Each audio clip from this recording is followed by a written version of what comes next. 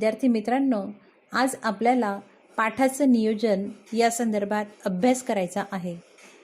मग आता पाठाचं नियोजन हे तुम्हाला वर्ग पाठाच्या संदर्भात लक्षात घ्यायचं आहे. जसं तुम्ही सूक्ष्म अध्यापनाचं नियोजन केलेलं आहे तसं हे जे नियोजन आहे तर हे वर्ग पाठाचं आहे. मग आता या ठिकाणी तुम्हाला व्याख्या लक्षात येते बघा. प्रत्यक्ष पाठ घेण्यापूर्वी पाठातून कोणती उद्दिष्टे साध्य करायची, त्यासाठी अध्यापन पद्धती, शैक्षणिक साधने, कौशल्ये, आशयाचे विश्लेषण इत्यादीचा केलेला सखोल अभ्यास म्हणजे पाठ नियोजन होय. आता या व्याख्येमध्ये बरीच शब्द जी आहे तर ती खूप महत्त्वाची आहे, हे आपल्याला लक्षात घ्यायचं आहे. ते लक्षात घेण्यापूर्वी किंवा ते आपल्याला एकूण 3 घटकांमध्ये किंवा 3 मुद्द्यांमध्ये सांगता येईल की त्यांचा विचार आपल्याला करणं महत्त्वाचं आहे. मग त्यातली पहिली गोष्ट येते ती म्हणजे तुम्ही जो पाठ घेणार आहेत वर्गावरती तर त्या पाठाचं कमीत कमी 2 ते 3 वेळा वाचन करायचं आहे. मी या ठिकाणी कमीत कमी बोललेली आहे. मग जोपर्यंत तो पाठ तुम्हाला समजणार नाही, त्याचं आकलन चांगलं होणार नाही, तर तुम्हाला 4 वेळेस कधी 5 वेळेसही तुम्हाला वाचावा लागेल. परंतु कमीत कमी 2 ते 3 वेळा त्याचं वाचन करणं हे अपेक्षित आहे. त्यानंतरचा दुसरा मुद्दा जो आहे तो म्हणजे आशयाचे विश्लेषण. मग आशयाचे विश्लेषणामध्ये आपण काय बघितलं होतं, मागच्या वर्षी हा भाग झालेला आहे आपला, की त्यामध्ये आपण पाठामध्ये जे काही मुद्दे उपमुद्दे आलेले असतात ते, तसंच व्याख्या, आकृत्या, नकाशा या सर्वांना आपल्याला विश्लेषण करायचं आहे. म्हणजेच हा जो काही आशय आहे पाठाचा तर त्यामध्ये हे जे काही मुद्दे येतील त्या सर्व मुद्द्यांचं आपल्याला विश्लेषण करायचं आहे. त्याच्यानंतरचा तिसरा महत्त्वाचा भाग म्हणजे अध्यापन शास्त्रीय विश्लेषण. मग यामध्ये आपण उद्दिष्ट आणि स्पष्टीकरणं यांची निश्चिती करणार आहोत. मग ही उद्दिष्टे कोणती, तर ज्ञान, आकलन, उपयोजन, कौशल्य, भूगोलाच्या पाठासंदर्भात ही 4 उद्दिष्टे ही लक्षात घ्यावायची असतात. आणि मग त्या प्रत्येक उद्दिष्टाला लक्षात घेऊन विद्यार्थ्याचा जो काही वर्तन बदल आहे तर तो वर्तन बदल आपल्याला स्पष्टीकरणाच्या रूपामध्ये मांडायचा असतो. ते कसं मांडायचं हेही आपण मागच्या वर्गामध्ये शिकलेलो आहोत. तसंच याही तासाला किंवा पाठ नियोजनाच्या आपल्या संपूर्ण एकंदरीत भागामध्ये ते आपल्याला लक्षात येणारच आहे. तसंच उद्दिष्ट आणि स्पष्टीकरण यांची निश्चिती केल्यानंतर पाठ विद्यार्थ्यांना सहज समजावा यासाठी शैक्षणिक साहित्याची पण निश्चिती तुम्हाला करायची आहे. विद्यार्थ्यांच्या विचार प्रक्रियेला चालना देण्यासाठी आपण कोणत्या प्रश्न विचारणार आहोत त्या प्रश्नांची सुद्धा आपल्याला इथे विचारपूर्वक मांडणी करावायची आहे.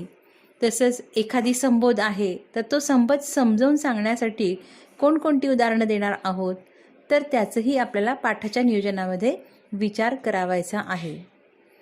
मग आता प्रत्यक्ष वर्गामध्ये गेल्यानंतर तुम्हाला हा जो काही पाठ आहे तर हा पाठ एकंदरीत 5 पायऱ्यांनी घ्यावायचा आहे.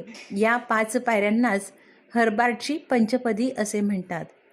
हर्बार्ट हा शिक्षण तज्ज्ञ होता.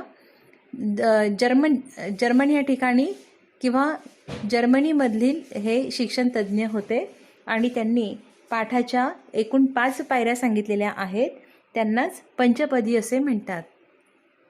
तसं पाहिलं तर ही जी पंचपदी आहे तर ही थोडी आता कालबाह्य झाल्यासारखं म्हटलं जातं. परंतु कोणतीही अध्यापन पद्धती तुम्ही वापरत असाल पाठ घेताना तर त्यासाठी या 5 पायऱ्यांपैकी बऱ्याचशा पायऱ्या त्यामध्ये येऊन जातात आणि म्हणूनच आपल्याला ह्या 5ही पायऱ्यांचा चांगला अभ्यास करावायचा आहे. यातली पहिली पायरी तिला आपण प्रस्तावना या नावाने संबोधतो. प्रस्तावनेमध्ये आपल्याला काय करायचं आहे तर विद्यार्थ्यांचं पूर्वज्ञान जे आहे तर ते जागृत करायचं आहे. याला तुम्ही उजळणी म्हणू शकतात. आपण जो पाठ घेतोय तर तो त्यांच्यासाठी नवीन आहे, परंतु हे नवीन ज्ञान हे पूर्णतः नवीन नसतं. याला काहीतरी पूर्वज्ञान त्यांच्याजवळ असतं आणि ते जागृत करणं हे आपल्या प्रस्तावनेच्या पायरीमधलं महत्त्वाचं काम आहे. मग ही जी प्रस्तावना आहे ही तुम्ही वेगवेगळ्या प्रकारे करू शकतात. उदाहरणासाठी जर आपण लक्षात घेतलं तर आपल्याला प्रश्न विचारून प्रस्तावना आपण करू शकतो किंवा एखादी चित्र दाखवून, नकाशा दाखवून पेपरमधली एखादी बातमी वाचून अशा विविध प्रकारे आपण प्रस्तावना करू शकतो. याच्यानंतरची दुसरी पायरी आहे ती म्हणजे हेतुकथन. या सर्व 5ही पायऱ्यांमध्ये ही जी पायरी आहे ही सर्वात लहान आहे. सर्वात लहान म्हणजे ही फक्त एका वाक्याने सांगितली जाणारी ही पायरी आहे. असं जरी असलं तरी ही खूप महत्त्वाची आहे. याला आपण हेतुकथन असं म्हणतो. मग हेतुकथन म्हणजे काय, तर याची छोटीशी व्याख्या आपल्याला करता येते की प्रस्तावना आणि विषय विवेचन या 2 पायऱ्यांना जोडणारी जी पायरी आहे तिला हेतुकथन म्हणतात. मग आता ही जी हेतुकथनाची पायरी आहे, तर या पायरीमध्ये एक छोटंसं विधान करायचं आहे की ज्या विधानातून आपल्याला आज काय शिकवायचे आहे हे विद्यार्थ्यांना स्पष्ट शब्दात सांगावायचे आहे. उदाहरणार्थ, जर आपल्याला महासागराची तळरचना शिकवायची असेल तर आपण ही पायरी अशा शब्दात मांडू शकतो. विद्यार्थी मित्रांनो, आज आपल्याला महासागराची तळरचना अभ्यासावयाची आहे. बस, हे छोटंसं वाक्य म्हणजे तुमची ही दुसरी पायरी होय. आता तिसरी जी पायरी आहे ती वरील 2 पायऱ्यांपेक्षाही महत्त्वाची आहे असं म्हटलं तर ते चुकीचं होणार नाही, कारण प्रत्यक्ष नवीन ज्ञानाला याच पायरीपासून सुरुवात होणार आहे. मग आता विषय विवेचनामध्ये तुम्हाला जो पाठ घ्यावयाचा आहे त्या पाठाचे प्रत्यक्ष अध्यापन करावयाला सुरुवात करायची आहे. मग आता त्या पाठामध्ये तुम्ही छानपैकी आशय विश्लेषण केलेलं असेल. मग त्या आशय विश्लेषणातला प्रत्येक मुद्दा लक्षात घ्यावायचा आहे आणि तो हळूहळू स्पष्ट करावायचा आहे. मग प्रत्येक मुद्दा हा स्पष्ट करत असताना या ठिकाणी तुम्हाला आवश्यक तिथे उदाहरण असेल, शैक्षणिक साधन असेल किंवा प्रश्न विचारणं असेल आणि क्रमवार तुम्हाला फलक लेखनही करायचं आहे. बघा मी काय काय म्हटलं या ठिकाणी लक्षात घ्या परत एकदा. विषय विवेचन ही प्रत्यक्ष अध्यापनाला म्हणजेच नवीन ज्ञान देण्यासाठी सुरुवात करणारी पायरी आहे. या पायरीमध्ये किंवा या ठिकाणी तुम्हाला प्रत्येक मुद्दा जो आहे हा स्पष्ट करावायचा आहे, जो तुम्ही आशय विश्लेषणामध्ये तो संग्रहित केलेला आहे की आपल्या ह्या पाठामध्ये कोणकोणते मुद्दे आहेत. तर ते प्रत्येक मुद्दे तुम्हाला या पायरीमध्ये विद्यार्थ्यांना समजावून सांगायचे आहे. आणि हे समजावून सांगत असताना काय काय करायचं आहे, आवश्यक तिथे तुम्हाला उदाहरण द्यायचं आहे. तसंच शैक्षणिक साधन जर तिथे आवश्यक असेल, जे तुम्ही वर्गात नेलेलं आहे ते तुम्हाला आठवणीने दाखवायचं आहे. आवश्यक तिथे प्रश्नही विचारायचा आहे. आणि हे सगळंही करत असताना फलक लेखन हे तुम्हाला क्रमवार करायचं आहे. क्रमवार म्हणजे कसं, की जर तुम्हाला पहिला मुद्दा शिकवायचा असेल तर तो स्पष्टीकरणापूर्वी तुम्हाला फळ्यावरती त्याचं लेखन झालं पाहिजे. तर अशा रीतीने ही जी काही 3ऱ्या नंबरची विषय विवेचनाची पायरी आहे, तर या पायरीमध्ये तुम्हाला या सर्व गोष्टींचं अगदी लक्षपूर्वक स्पष्टीकरण विद्यार्थ्यांना समजावून सांगणं ह्या क्रिया होणार आहेत. मग या ठिकाणी विद्यार्थ्यांची आणि शिक्षकाची जीही काही वर्गातील आंतरक्रिया असेल ती संपूर्ण आंतरक्रिया यामध्ये विचारात घ्यायची आहे. त्यानंतरची 4थी जी पायरी आहे तिला आपण संकलन असे म्हणतो. मग आता विषय विवेचनामध्ये तुम्ही जोही आशय विद्यार्थ्यांना शिकविलेला आहे तर त्या आशयासंदर्भात विद्यार्थ्यांना तो किती समजला हे आपल्याला पाहावं लागेल. तसंच आपण पाठाची काही उद्दिष्टे निश्चित केलेली होती की माझा हा पाठ संपल्यानंतर विद्यार्थ्यांना अमुक एका गोष्टीमध्ये वर्तन बदल होईल, असं आपण जे काही निश्चित केलेलं होतं तर ते आपल्याला या ठिकाणी पडताळून पाहायचं आहे. आणि हे पडताळून पाहण्यासाठी निश्चितच आपल्याला काही प्रश्न विचारणं गरजेचं आहे. मग ही प्रश्न खूप पण असू नये, कारण आपला पाठ जो आहे तो विषय विवेचनाच्या पायरीला आपण बऱ्यापैकी त्याला वेळ देणार आहे. आणि म्हणून 30 मिनिटांच्या पाठामध्ये शेवटचे जे काही 5 मिनिटे असतात, 5 किंवा 7 मिनिटं, तर ते हे पुढच्या पायऱ्यांसाठी येणारे असतात.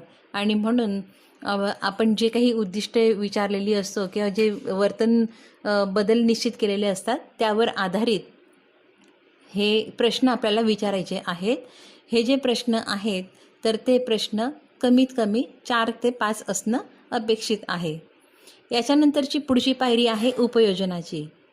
मग आता उपयोजन ही संकलन या पायरीचाच एक भाग आहे, परंतु जरी त्याला ह्या ठिकाणी उपभाग म्हटलेलं आहे, उपभाग जरी असला तरीसुद्धा तो अत्यंत महत्त्वाचा आहे.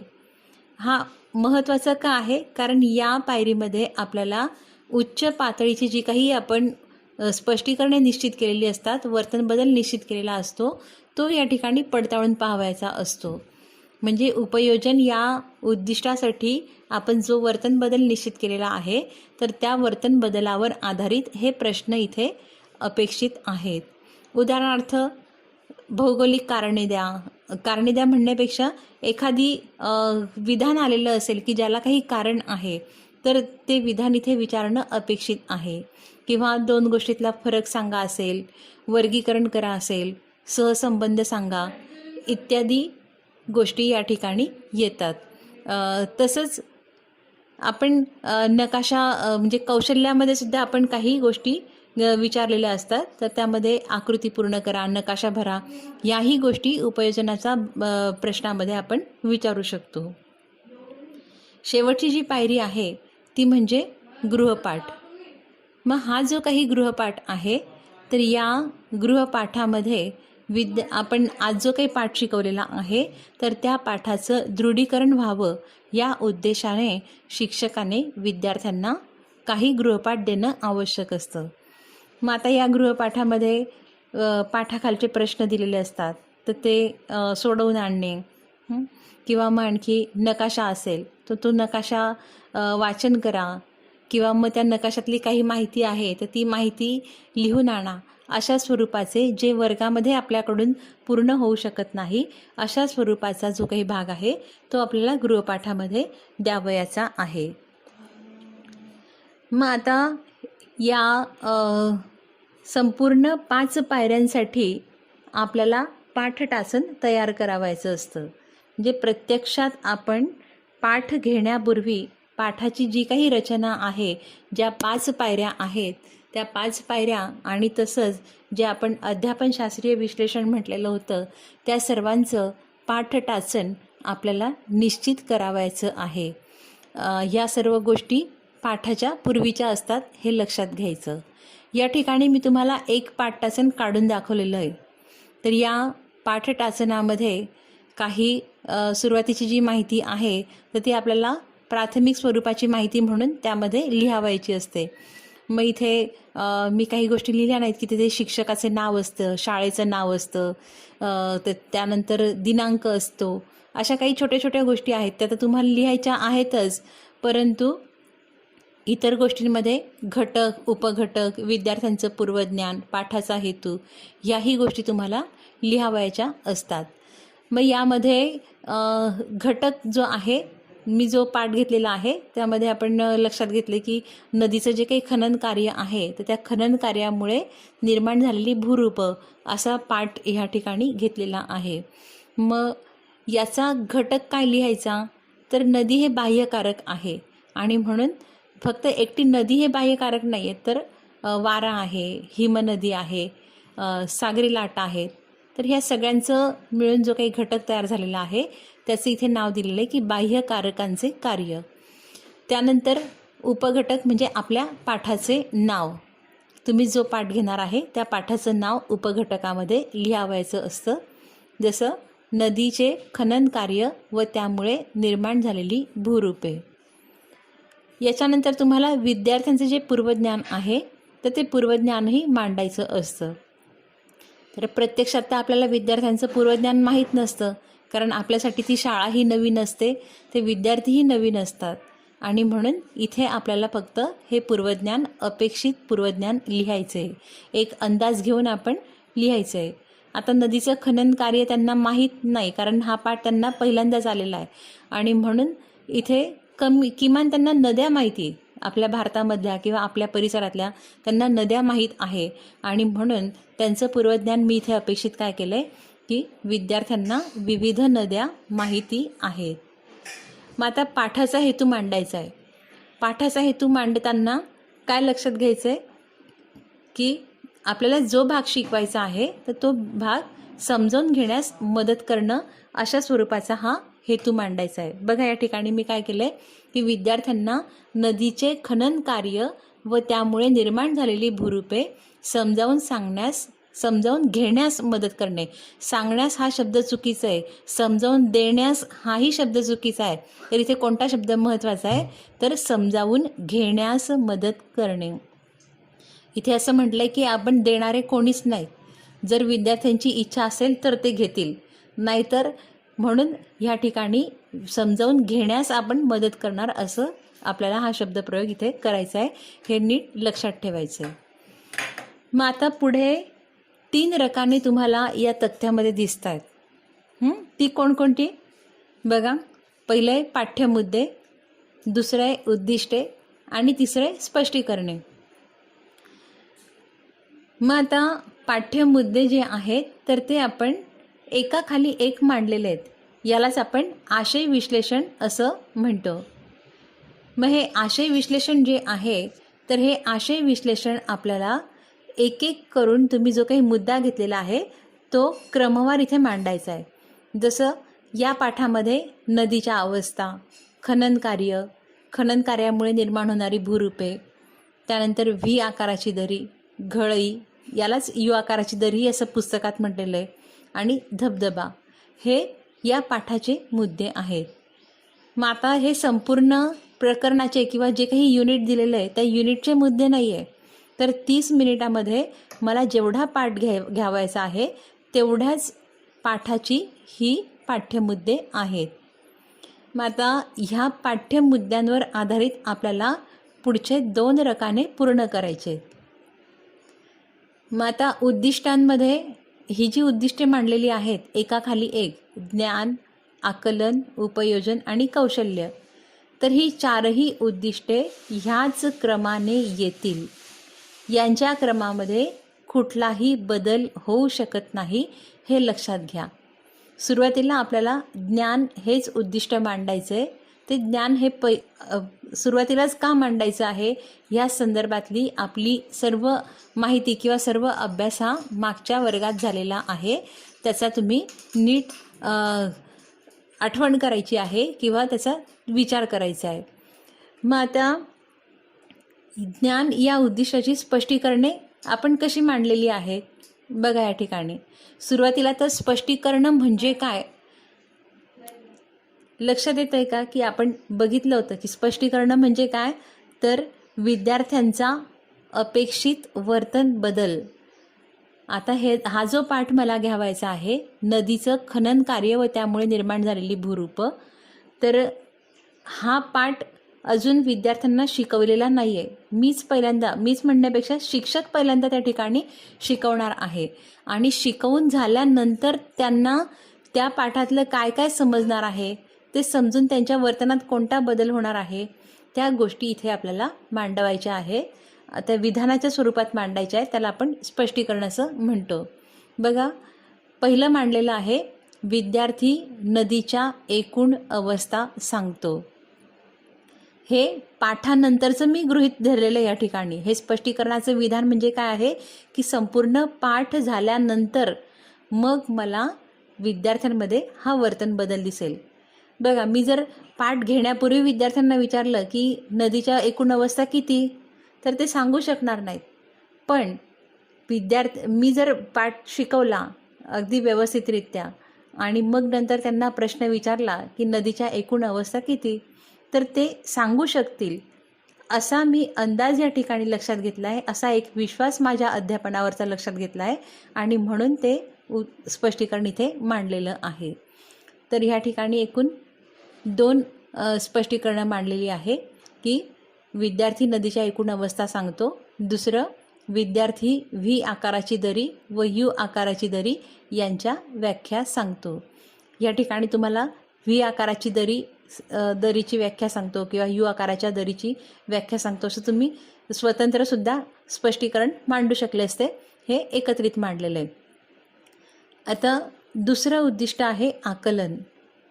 मग आकलनामध्ये आपण घेतलेलं आहे आकलन हे ज्ञान या उद्दिष्टापेक्षा वेगळं कसं आहे किंवा त्याचं स्पष्टीकरण वेगळं कसं आहे हे इथे लक्षात घ्यायचं आहे की आकलनाच्या स्पष्टीकरणात आपण म्हटलेलं आहे विद्यार्थी व्ही आकाराची दरी व यू आकाराची दरी स्पष्ट करतो.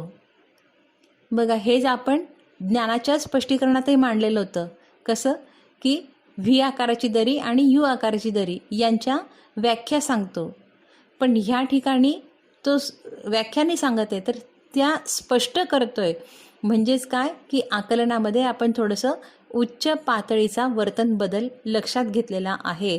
तर अशा रीतीने आकलनाच्या स्पष्टीकरणामध्ये शेवटचं जे क्रियापद आहे हे नेहमी कसं असणार आहे, स्पष्ट करतो. दुसरं स्पष्टीकरण बघा, दुसऱ्या स्पष्टीकरणात काय म्हटलं आहे, विद्यार्थी नदीचे खनन कार्य स्पष्ट करतो. मग आता नदीचे खनन कार्य स्पष्ट करतोय विद्यार्थी असं मी अपेक्षित केलं आहे. म्हणजेच माझं अध्यापन झाल्यानंतर विद्यार्थ्याला नदीचं खनन कार्य काय आहे हे स्पष्ट करता येईल, हा वर्तन बदल इथे मांडलेला आहे. आता तिसरं उद्दिष्ट आहे. तिसऱ्या उद्दिष्टामध्ये म्हटलं आहे की विद्यार्थी व्ही आकाराची दरी व यू आकाराची दरी यातील फरक सांगतो. बघा आता सुरुवातीला तो फक्त व्याख्या सांगत होता, नंतर त्याने स्पष्ट केली आणि आता ह्या ठिकाणी ह्या दोघांमध्ये काय फरक आहे हे तो सांगतोय. म्हणजे आणखी हे आकलनाच्याही उच्च पातळीचं उद्दिष्ट आहे हे लक्षात येतं. दुसरं स्पष्टीकरण इथे मांडलेलं आहे की विद्यार्थी धबधब्याच्या निर्मितीसाठी मृदू आणि कठीण खडक यांचा सहसंबंध सांगतो. इथे धबधब्याच्या निर्मितीसाठी जर मृदू आणि कठीण खडक नसतील किंवा फक्त मृदूच खडक असेल किंवा फक्त कठीणच खडक असेल तर धबधब्याची निर्मिती होत नाही. आणि म्हणून या दोनही खडकांचा जो काही संबंध आहे तर तो त्याला पाठाच्या नंतर लक्षात येणार आहे. हे मी लक्षात घेतलं आणि म्हणून त्याचं उपयोजन इथे मांडलं आहे की संपूर्ण पाठ शिकवून झाल्यानंतर त्याला त्याच्यामध्ये हा वर्तन बदल अपेक्षित आहे. आणि शेवटचं उद्दिष्ट जे आहे त्यामध्ये विद्यार्थी व्ही आकाराची दरी व यू आकाराची दरी यांच्या सुबक आकृत्या काढतो. अशा स्वरूपाचं या ठिकाणी कौशल्याचा वर्तन बदल सांगितलेला आहे. कौशल्यामध्ये आपण शक्यतो सुबक आकृत्या काढतो, नकाशाचं अचूक वाचन करतो. अशा स्वरूपाच्या आपल्याला ह्या सगळ्या गोष्टी मांडायच्या असतात. सर्व जे काही स्पष्टीकरणं आहेत कौशल्याची ती ह्या पद्धतीने मांडावायची असतात.